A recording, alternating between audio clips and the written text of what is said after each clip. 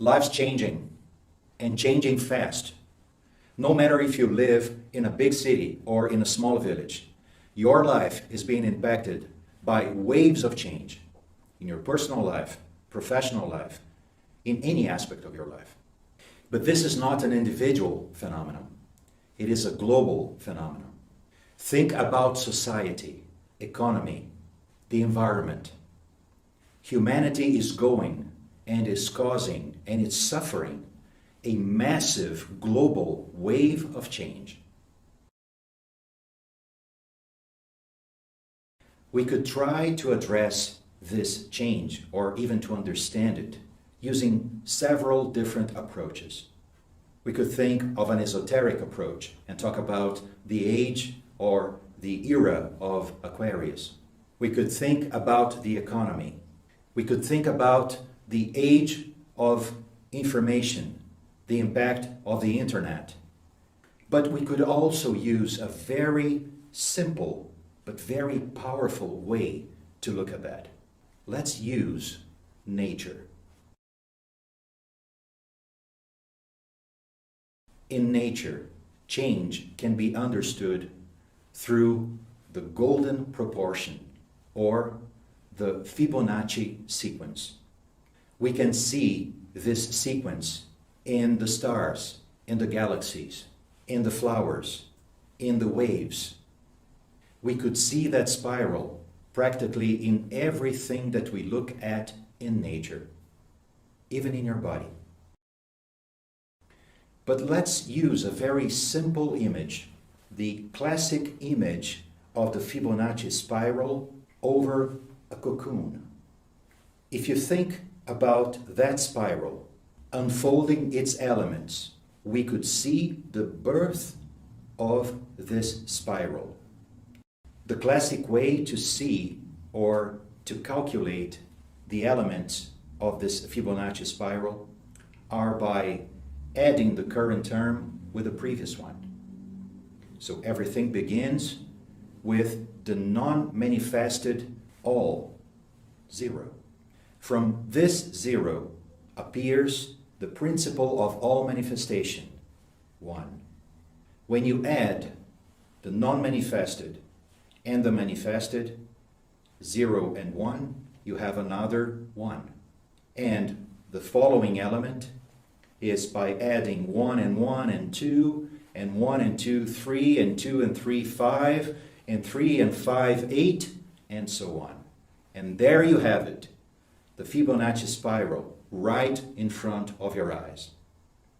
But if we took this spiral and instead of plotting the elements over this nice cocoon, we draw a line of successive change, how would it look like?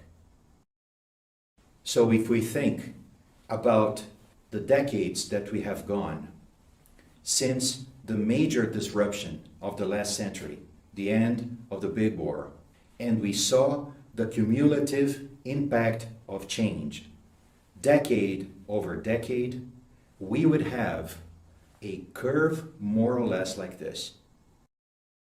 Now imagine that this is only one aspect of your life, your relationships. But let's think about your profession. Let's think about the environmental change. Let's think about the waves of information that impact you in every second. So if we combined all those exponential curves, what image would we have? That line, that combined line of change would look more or less like this. This is the true meaning of the classic intersection of the cross. The cross is not a religious symbol. The cross means the crisis of the consciousness when it reaches its tipping point, its turning point. We are reaching that tipping point collectively, globally, as the entire humanity. So collectively, we are in front of this big wall, this big contrast between our day-to-day horizontal life and a totally new vertical dimension of a new state of consciousness and life that is coming upon us like a huge tsunami, the tsunami of the change of consciousness. Many people are aware or becoming aware of this change, and as a consequence, people are searching everywhere for an answer, for a key, for a solution of this paradox of our day-to-day life and a new state of consciousness that must take place. People are desperately looking for an answer, outside, inside, in traditional ways, in new innovative ways through technology. Obviously, all those initiatives are very important and valid. But what we would like to offer for your own personal reflection is a different perspective to that. Because the key for that change is exactly at the center, at the intersection of those two lines, of the point where the horizontal and the vertical dimensions of our lives meet, which is the center. In the center of the human consciousness lies a totally different principle, lies a universal principle, a universal key, a source of totally new answers. But to assess, and even most importantly, to utilize that source, that key, it is necessary that we undergo a true self-revolution. One of the many symbols that have been utilized in the past to address or to suggest that process of self-revolution or self-transformation is alchemy. So alchemy is not an old, obscure, lost science or even pseudo-science. Alchemy is a symbol of a transformation that must take place inside of us. So we've chosen, amongst countless symbols of alchemy, this image of the royal pair, the queen and the king, because they represent the essence or even the cornerstone of this transformation that we are talking about. The royal pair doesn't mean a perfect couple, and it's not the symbol of something that is far away from you. The royal pair represents the two poles of your own consciousness, the universal one and the human one, the sun and the moon. And they must meet in your life, in the tree of your life, in your natural life, and celebrate this communion, this union, to generate a totally new state of consciousness. Alchemy is a process that follows a very clear order, the order of the inner transmutation. To better understand how this can take place in us, let's use a very classic and at the same time beautiful image from Da Vinci, the Vitruvian Man, that also depicts how our own body is a manifestation of the golden rule, the golden proportion. If we look at the Vitruvian Man and we try to find the center of this image, where is it located? Can you find it? If you find the center of the circle, you're going to see that it is located right between the solar plexus and the sacrum plexus. In other words, the center of our biologic self. This represents that the center of gravity of the normal human being is located in the subconscious and unconscious level, and everything that actually drives us to act the way we do. But when this universal principle awakens in us like a new sun and reflects itself in the center of our soul, in the center of our consciousness, that is its mirror, the moon, it is as if the center of our entire life shifted from that egocentric point or that selfish center in us to something totally new. The center of our lives is elevated to the heart. In that moment, we become seekers. Seekers of something that we cannot define. Seekers of the truth. Seekers of reality. Seekers of a perfect manifestation that we cannot describe with words, but that we intuitively can recognize when we see an image of. So when the universal principle is active in us and touches the innermost core of our consciousness starts to function in direct relation and correlation with it. At the very beginning, in moments, in instants, like the light of the lightning in the sky. In those moments of awareness, something touches not only our hearts, but also our understanding. So areas of our brain that are dormant and cannot become active through the intervention of our normal egocentric state of consciousness are touched, and they start to gradually become awakened, like a pre-existing consciousness, like a pre-existing memory of something that is very deep in us as the archetype of our own true consciousness. This process may take a long time. This process may be like lives and lives, living with a series of insights.